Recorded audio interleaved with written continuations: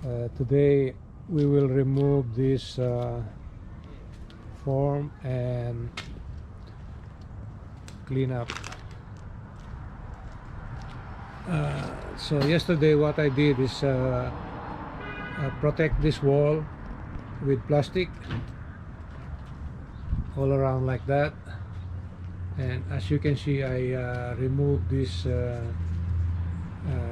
cover of this yesterday, but there's a minor spill over there, and we will remove today we'll remove the rest of this form and backfill this lower part up to the up to that wood there after we remove the wood. So the owner liked the outcome of this one. So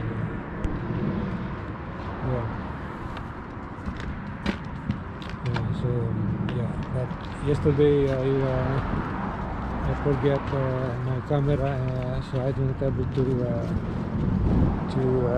take a video while we are pouring concrete.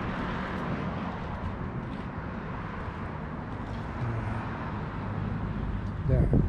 Okay, thank you for watching. Bye.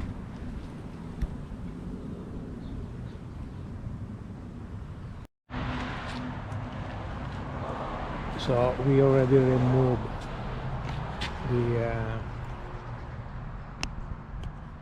form here all around. So what I do is make it wet to let it moist for at least a week, so it will not dry quickly.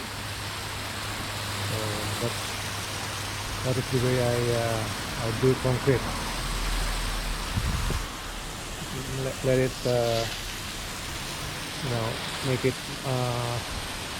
moist for at least a week there.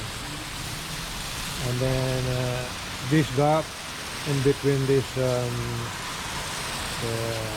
walkway, we will put up T-balls on this one. The owner is just selecting T-balls what size he's putting, and over there we will put a garden wall. The owner is not yet decided the garden wall, cinder block or a concrete all around up to that existing fence from here, and also here garden wall.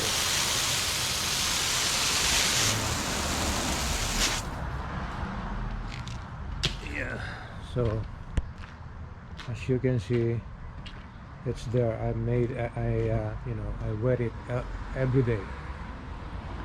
So my sheet metal, the aluminum sheet metal is just on the edge of that over there. See there, and then I put a slope to drain the water towards here outside there. Okay, so there, like that, like this one. If you put water over there, it will just drain towards here. So that's how I do the sidewalk and landing and stairs on my project. Okay, that's all for now. Thank you for watching.